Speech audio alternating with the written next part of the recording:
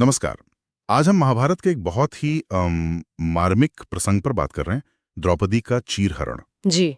ये वो घटना है जो सिर्फ एक अपमान नहीं थी, बल्कि इसने तो जैसे पूरे धर्म, अधर्म और न्याय के ताने-बाने को हिलाकर रख दिया था। बिल्कुल। हम उस क्षण की बात कर रहे हैं जब पांडव वो द्यूत क्रीड़ा में अपना सब कुछ हार गए थे। हाँ, और उस सब कुछ में अंततः उनकी अपनी पत्नी द्रौपदी, वो भी शामिल थीं। ये सोचना भी कितना मुश्किल है। सही कहा। और फिर शुरू हुआ वो अपमान का सिलसिला। दुर्योधन का आदेश और दुशासन द्रौपदी को भरी सभा में लेकर आया। हाँ, और कैसे बालों से पकड़कर घसीटते हुए। ये सिर्फ द्रौपदी का अपमान नहीं था, ये तो मतलब पूरी मर्यादा का, स्त्रीत्व का अपमान था। और फिर द्रौपदी ने सवाल पूछा, वो सवाल जो आज भी गूंजता है। हाँ, उन्होंने भरी सभा में पूछा। वहां भीष्म थे, द्रोण थे, विदुर जैसे नीतिज्ञ थे। सबसे पूछा कि युधिष्ठिर जो खुद को हार चुके थे, उन्हें किस हक से दांव पर लगा सकते थे। क्या वो कोई वस्तु थी, कोई संपत्ति? ये सवाल। उफ। और जवाब क्या मिला? खामोशी, बिल्कुल खामोशी। भीष्म पितामह, गुरु द्रोण, विदुर, यहां तक कि स्वयं धर्मराज युधिष्ठिर, सब चुप, सिर झुकाए हुए। ये चुप्पी क्यों? क्या ये डर था या कोई मजबूरी? देखिए, ये शायद सिर्फ डर नहीं था, ये उस समय के धर्म की जो जटिलता थी उसका भी एक पहलू था। मतलब, क्या राजा का वचन निभाना ज्यादा जरूरी था? युधिष्ठिर हार चुके थे तो उनका वचन। हाँ, तो क्या उस वचन के आगे एक स्त्री की गरिमा कुछ भी नहीं थी? ये खामोशी दिखाती है कि कैसे कभी-कभी नियम ही अन्याय का हथियार बन जाते हैं। बहुत बड़ी बात कही आपने। लेकिन अपमान तो और आगे बढ़ा। दुशासन ने जब वस्त्र खींचने की कोशिश की। हाँ, वो तो अपमान की हद थी। एक नारी का ऐसा चीरहरण भरी सभा में। लेकिन तभी चमत्कार हुआ, द्रौपदी की पुकार। हाँ, उन्होंने श्री कृष्ण को पुकारा, पूरी तरह से असहाय होकर, और कृष्ण आए। और उनकी कृपा से, जैसा हम सब जानते हैं, वो चीर बढ़ता गया, अनंत हो गया।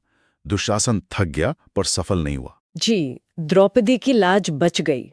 लेकिन यहाँ एक बात समझनी होगी। अच्छा। कृष्ण का ये काम सिर्फ एक बचाव कार्य नहीं था। अच्छा, तो फिर ये क्या था? ये एक तरह से कृष्ण की तरफ से एक चेतावनी थी, अधर्म के खिलाफ, कि अब सीमा पार हो चुकी है। मतलब ये भविष्य में होने वाले युद्ध का संकेत था। बिल्कुल।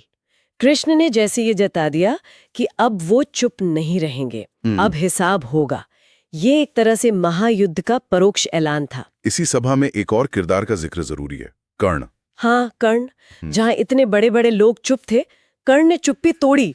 लेकिन लेकिन बहुत कड़वे शब्दों के साथ। जी, बहुत ही ज्यादा। द्रौपदी के लिए वेश्या जैसे शब्द कहें। ये दिखाता है कि कैसे व्यक्तिगत रंजिश या शायद अपनी कोई कुंठा ऐसे मौकों पर हावी हो जाती है। एक तरफ कृष्ण वस्त्र बढ़ाकर लाज रख रहे थे और दूसरी तरफ कर्ण शब्दों से आत्मा को घायल कर रहे थे। सही कहा। ये उस सभा के नैतिक पतन का एक और उदाहरण था। और इस अपमान के बाद द्रौपदी ने भी तो एक प्रण लिया थे। हाँ, उनकी वो प्रतिज्ञा कि जब तक वो दुशासन के खून से अपने बाल नहीं धो लेती, तब तक अपने केश खुले रखेंगी। ये सिर्फ बदले की भावना थी या कुछ और? ये सिर्फ व्यक्तिगत बदला नहीं था, ये उस अन्याय के खिलाफ एक जिंदा प्रतीक बन गया, एक निरंतर याद दिलाने वाला एहसास कि न्याय अभी बाकी है। कहा जाता है कि इस घटना से सिर्फ इंसान ही नहीं, पूरी सृष्टि दुखी हुई थी। हाँ, ऐसा वर्णन मिलता है। स्त्री का ऐसा अपमान और पुरुषों की ये चुप्पी, इसे सभ्यता के पतन की निशानी माना गया। और कृष्ण ने भी तो बाद में द्रौपदी को कुछ कहा था। बिल्कुल। उन्होंने द्रौपदी को इस युग की अग्नि कहा। उन्होंने द्रौपदी की पीड़ा को अपनी प्रतिज्ञा बताया। मतलब कृष्ण ने ठान लिया था कि अब वो हस्तक्षेप करेंगे। हाँ, अब साफ था, वो सिर्फ दर्शक नहीं रहेंगे। धर्म की स्थापना दोबारा करनी होगी, और शायद उसका रास्ता युद्ध से ही होकर गुजरना था। द्रौपदी का अपमान उस युद्ध की एक बहुत बड़ी वजह बना। तो मतलब चमत्कार तो हुआ, द्रौपदी की लाज बची, लेकिन जो अन्याय हुआ वो मिटा नहीं। नहीं, बिल्कुल नहीं मिटा। वो अपमान, वो खामोशी, वही महाभारत युद्ध का बीज बन गई। जिस सभा में धर्म चुप रहा, जी, वहीं से महाविनाश शुरू हुआ। निश्चित रूप से। कृष्ण का हस्तक्षेप बचाव भी था और चेतावनी भी कि अब प्रतिकार होगा, अब वो चुप नहीं रहेंगे। ये घटना हमें आज भी सोचने पे मजबूर करती है ना, कि जब समाज के रक्षक, धर्म के जानकार ही अन्याय पर चुप हो जाएं, हाँ, तो उसका नतीजा कितना भयानक हो सकता है। क्या ये खामोशी भी अधर्म में शामिल होने जैसा ही है? ये सवाल शायद हमेशा जरूरी रहेगा।